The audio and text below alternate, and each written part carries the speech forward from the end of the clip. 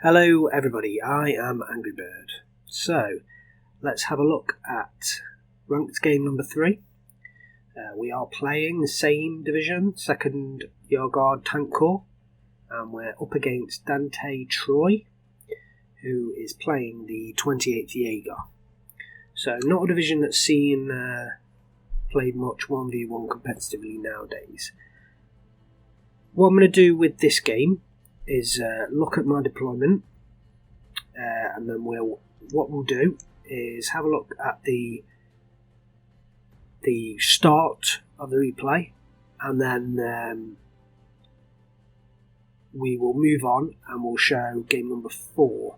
So double bill in this video. So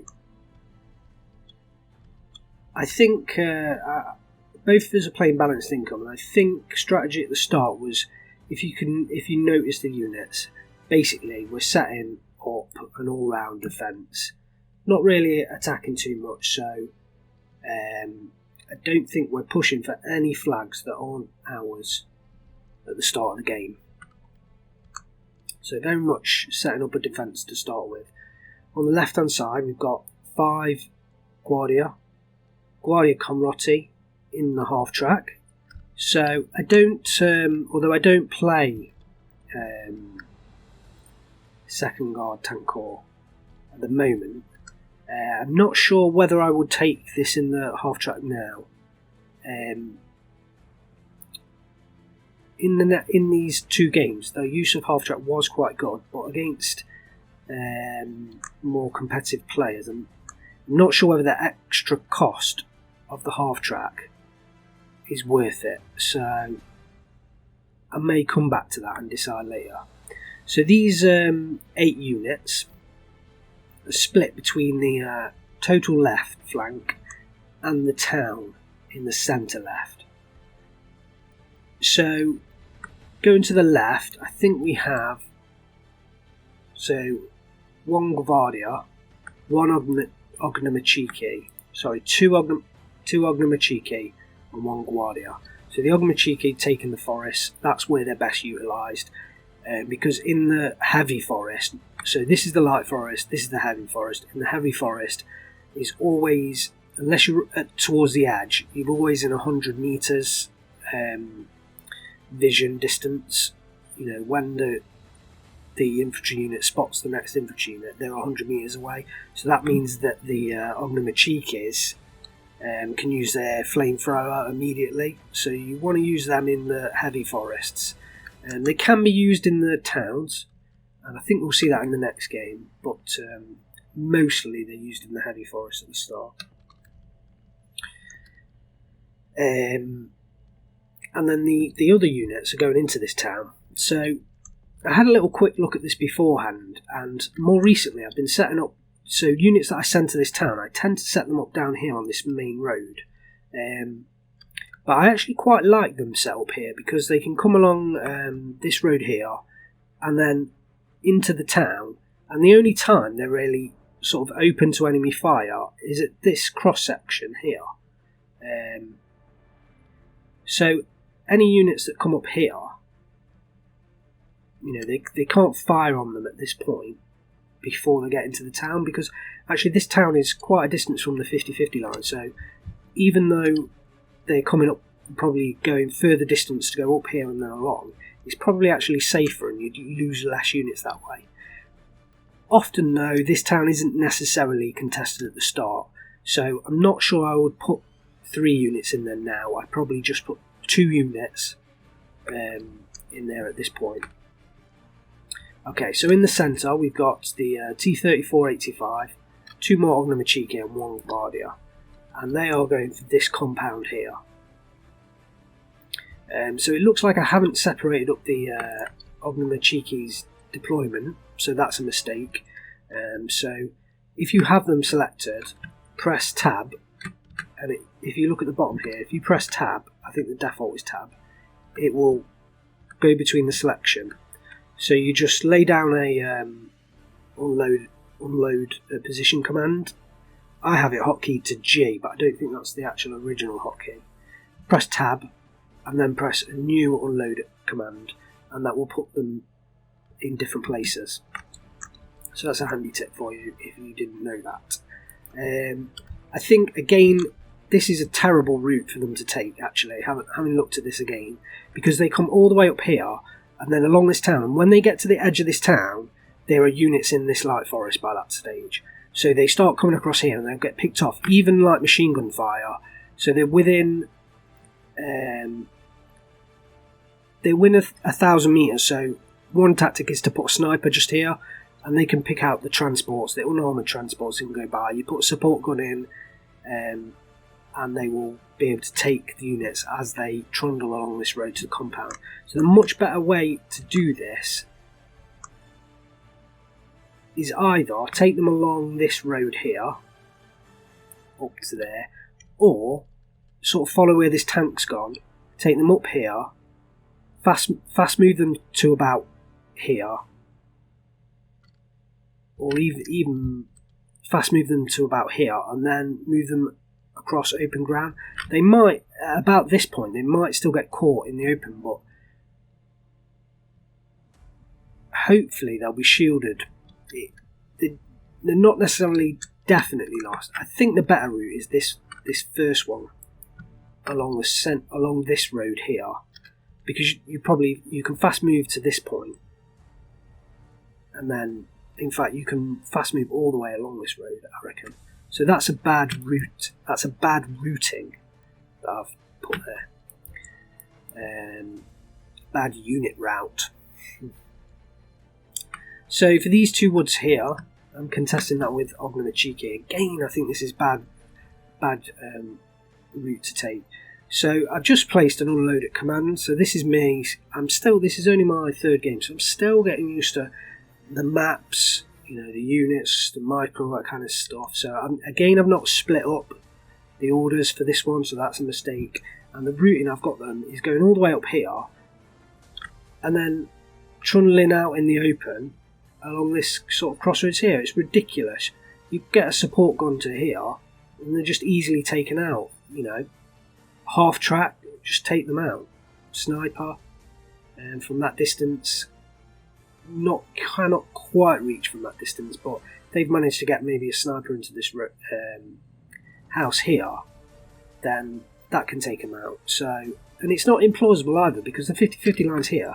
So really, if they were to take this road, you'd expect them to reach this point when the sniper's about there. So if they quickly unload that sniper, it can take out transports quite easily. So, it's definitely not plausible to get an anti-tank gun into that position, unload, take out armoured transports, unarmoured transports very easily. So again, really bad unit routing. I've also got the ZIS-3 gun that I'm putting into position here, and a tank. So bad allocation of points there. Two of basically the same units in the same spot, an anti-tank gun and a tank. So they both do exactly the same job, because the ZIS-3 actually has HE rounds as well. So literally do the exact same job. So bad use of points there. What would have been better to have, I would now use a support gun here, probably not even the ZIS-3 can fill the role of the support gun, but I'd probably choose a dedicated support gun there, and I'd probably have another one maybe here on this side. So definitely bad positioning there, and quite a lot of forces on the right hand side. One unit going into this compound. I'm not sure if that's enough. It might hold initially and then reinforce that quickly, but I think I'd want maybe 2 units in there. I'm never sure about this forest, whether to put units into this forest. So I think we'll see how that goes in more competitive games, whether people tend to use this forest, at the start. And then the remaining units going over to this right hand side, the tank coming up onto this top, and again, I've not split the unload orders up for these, and units into the forest. I think that's an Ognomachiki, and there's the Guardia Comrotti there. So at least, it's bad that I'm going down this road around the forest and then back again. So it's not as bad here, but it does open the transports up in this position to any fire down this road if they manage to get units in there quite quickly. This would be worse on other maps. Instead, the better thing would be to sort of take them to there and then take them up through this forest and unload there. It takes longer, so that's the disadvantage, but it's safer. Units aren't as likely to die. So that's some sort of initial preparation phase, tips and guidance and analysis of what I've done and what I've done wrong. Some really bad routing sort of on here, but we are still learning the game at this point. So I'm just going to quickly show you the opening, and I'll tell you why we're going to do a double bill here. Dantetroy is obviously a new player, so if you look at his units, he didn't move any of them. He didn't set up orders at the start. I gave him plenty of time. I don't click start straight away. You say to people, ready when you are, wait for them to put all their units down, because it's not fair otherwise. So, he's a new player. He's not given orders at the start. I mean, he might have come across some wargame perhaps, but I think we can see he's a new player, and he's ordering just move commands. He's using move commands instead of fast move. So if you're a brand new player to Steel Division, use fast move. Well, I always use unload at position, so that was these green things here. So I'm holding shift now to show the unit orders, and use fast moves or unload at position. So fast move key binding is F on default, and then you can unload once they get there. The easiest command is unload at position command. You'll have to check your key binding for that, because I've rebinded mine. Mine's on G, and I don't think it's that by default. But what's happened is he's used move commands, and that means that he's not getting to, all my units now are at the front. Even the ones that have gone further than they should have done have made it to the front, and he's not even sort of a third of the way. He's not even a third of the way there. So instantly he's lost a lot of territory. I've actually changed the orders of this Guardia to get all the way up on this hill. I've got units pushing through to his territory on both flanks. So obviously, not a tip for experienced players, but if you're a brand new player, use unload at position command. Okay, so I'm going to switch to game number 4, and I'll be back in a moment. Okay, so back with rank match number 4. We're playing the same division, 2nd Guard Tank Corps. We're playing against Coffey, who is playing the 14th Infantry. So, I'd advise you to do that. You've seen all 4 rank matches now with 2nd Guard Tank Corps. Pick a division that you like, get used to it. When you're learning the game, I think getting used to the mechanics and the divisions is probably better for you than trying to play the meta division or what have you. Play, have a look online, go into the Discord, the Steel Division Discord chats, see what the better divisions are, and then use a couple of them, pick a division you like, and then stick with it for a little while, so you get used to the units, you get used to the way that the units play, and the division plays, and you start to get a better feel for the game, rather than immediately chopping and changing divisions. I definitely advise that. So we've started off the game, and we're immediately got a 59, which is very good. So I think that was the advance into the town. And what Coffey did was he used fast move orders, but then he didn't use the unload command. So you can use the fast move command and then shift unload. I'm not 100% sure on the key. I think so. The fast move command default key binding I think is F, and then the unload I think is U. So it'd be F and then hold shift and U, and that would give you a fast move with an unload once they get to the position automatically without you having to do anything. So that's definitely a key tip for you. And 100% what I'd say is learn the keyboard bindings. don't be using the little icons on the bottom right because they're not quick enough. You need to use the keyboard bindings. I don't use any of the only one that I use on the bottom left right is efficient shot at the moment, and that's because I don't use it probably as often as I should do, and so I don't use a keyboard binding for it. But definitely you learn your keyboard bindings and switch them up if you don't like them where they are, because some of them are a bit far away from your left hand, so switch them up a bit. So here we go, we've got the Ognamachiki in the city, like I said in the last game. And they are useful, especially if you have them on hold fire, because then they won't open fire until they receive fire, which is usually in the 100 metres distance. So in the city, what they can do is lay down the flames. Usually they get the units suppressed and pinned down, and you can move in for the surrender.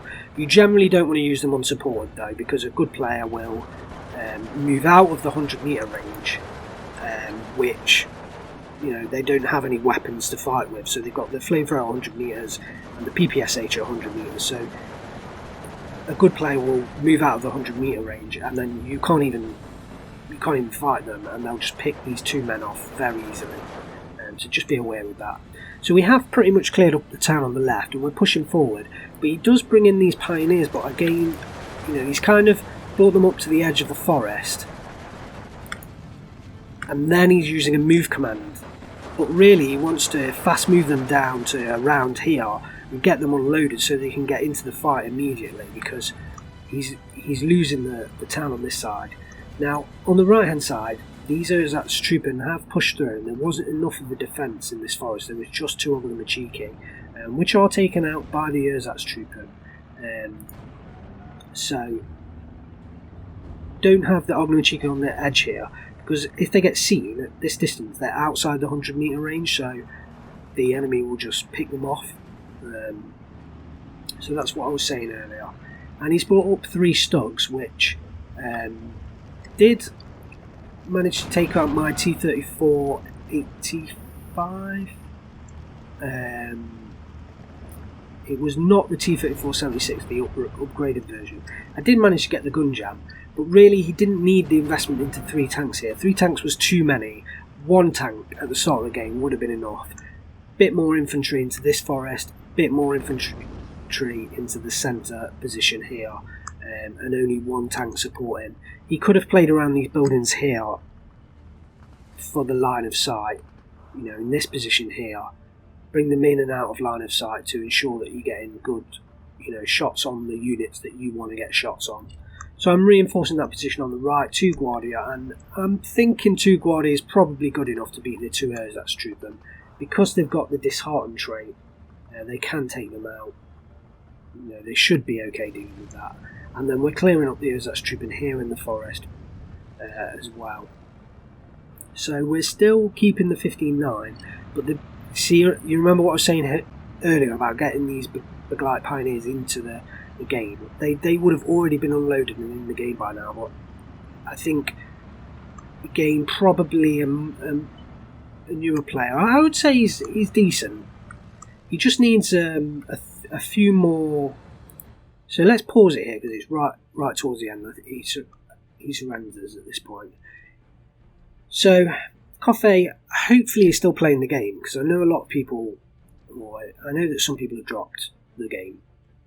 Hopefully he's still playing the game, because I think you didn't make too many bad decisions. I think you just need to get a bit more experience playing.